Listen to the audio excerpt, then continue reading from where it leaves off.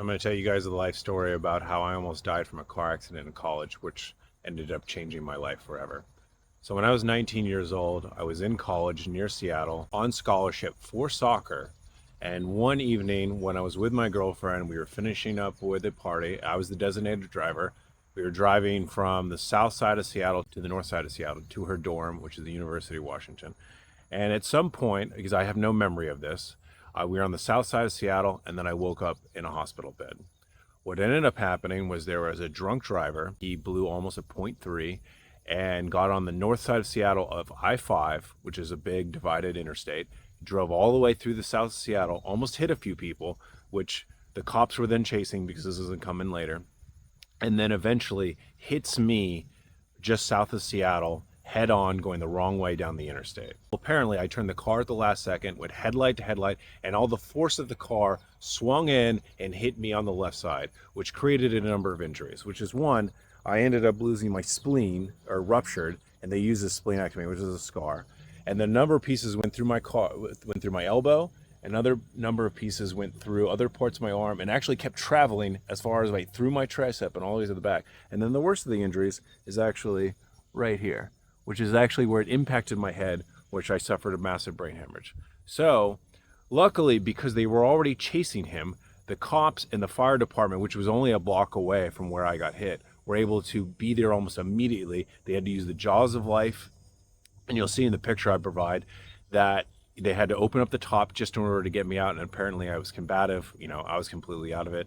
And I almost died because one, I was bleeding externally from this arm, which they actually almost cut off because apparently the arm wound was so big. And then I was bleeding internally from the ruptured spleen. And then I was also had so much pressure in here that while they were operating on these two, both my internal, they were preparing the splenectomy and operating on my arm, trying to close up my arm, they were actually preparing me to put a shunt in my brain. But right as they was getting me into the OR for this specifically, and while they were still working on the other two, apparently my brain just started relieving pressure on its own. So luckily they didn't have to put a shunt in.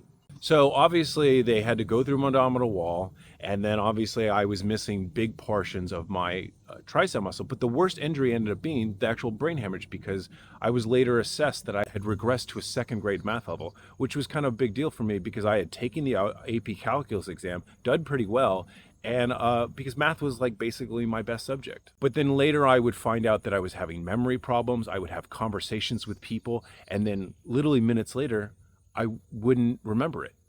I couldn't concentrate. I had really bad speech problems. I would start conversations with people, and then I would just stare blankly at them for like 30 seconds and not even really realize what was going on. Being the idiot that I am, I wanted to get back to school. So I just actually tried to go back to school within 30 days. Well, I can tell you right now, it didn't go well. So I knew I now needed to recover. But while I was doing this, my family started to blame my girlfriend, because apparently if I had not been dating her, because they didn't already like her anyways, if I had not been dating her, and I would not have been with her. And if I had not been with her, I wouldn't be on this road, and I wouldn't have been hit by the drunk driver. Had nothing to do with the drunk driver, right?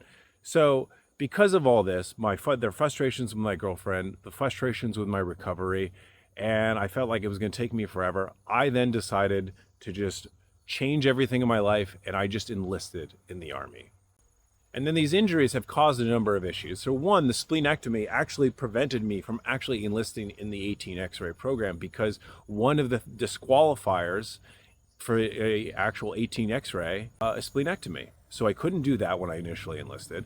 And then I also had a brain hemorrhage, which I didn't initially disclose, but when I was in language school and I was putting my airborne packet to go to SF, I actually got turned down because apparently you can't go to airborne with a TBI. So when I was leaving language training to go to the next portion of my training, they actually gave me my failed airborne packet on top of my medical file, because back then they weren't doing the medical files digitally. You carried your medical packet around. So I took the denied airborne packet, which was on top, walked outside the building, dumped it in the trash, went to my next training at the next base. And then that's when I went to go apply, and they got to the section like, have you ever applied before? And I said, no. And have you ever had a TBI? And I said, no. I was approved for airborne 2 weeks later. My brain damage caused issues for years. It probably took me 3 to 5 years to finally get over my speech problems. And to be honest, I don't even know how much I've actually recovered, because it's kind of hard to even remember what I was like even before the car accident.